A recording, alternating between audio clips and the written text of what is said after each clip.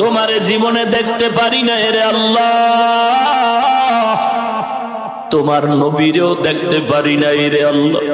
আলেমদের কথা শুনে নবীর আদর্শের টুপি পরলাম, দাড়ি রাখলাম, লম্বা জামা পরলাম। কত মানুষ টুপিওয়ালা বলে গালি দেয়, তারপরও টুপি ফালাই না। কত মানুষ দাড়িওয়ালা বলে গালি দেয়, দাড়ি ফালাই না। কত মানুষ লম্বা জামা পরার কারণে বাঁকা নজরে তাকায়, তারপরও ফালাই না। ও আল্লাহ, নবীর আদর্শের টুপি দাড়ি এত সুন্দর, না জানি আমার নবীজি কত সুন্দর।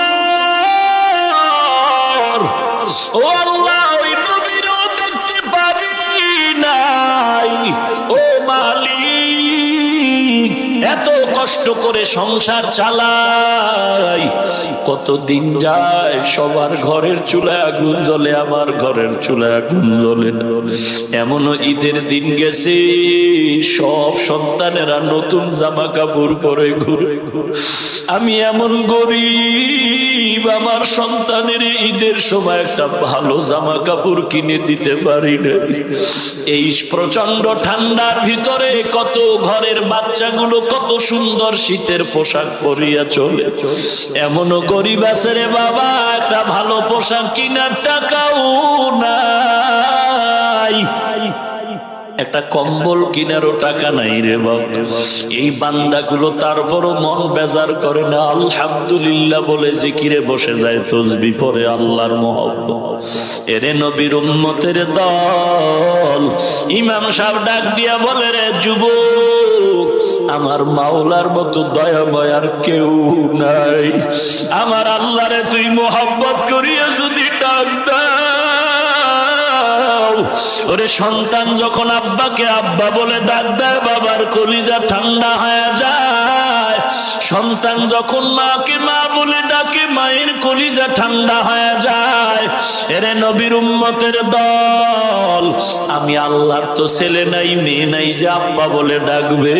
আল্লাহ বলেন, ওরে আল্লাহর গোলাম, তুই যখন আব্বাকে আব্বা বলে ডাকো, আম্মাকে আম্মা বলে ডাক দাও, আমি তোর জীব জবানের দিকে তাকায়া থাকি। তুই আব্বা কয়ে ডাকো, মা কয়ে ডাকো, কোনো বাধা নাই। তবে আমি চাই তুই ফাঁকে ফাঁকে একবার আল্লাহ কয়ে ডাক দিবি। তোর একটা ডাক আমি শুনবার ইচ্ছা করি।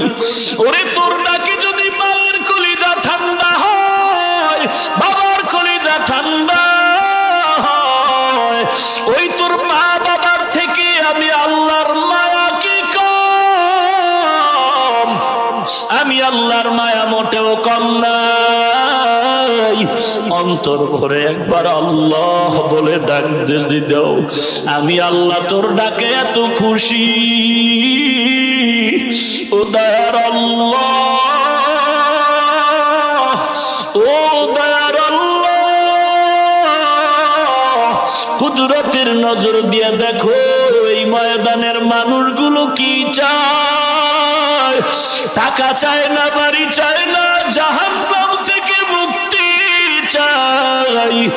ও দয়ার আল্লাহ, ও দয়ার আল্লাহ, মেহেরবানি করে কুদরতের নজরটা দিয়া তাকা দেখো।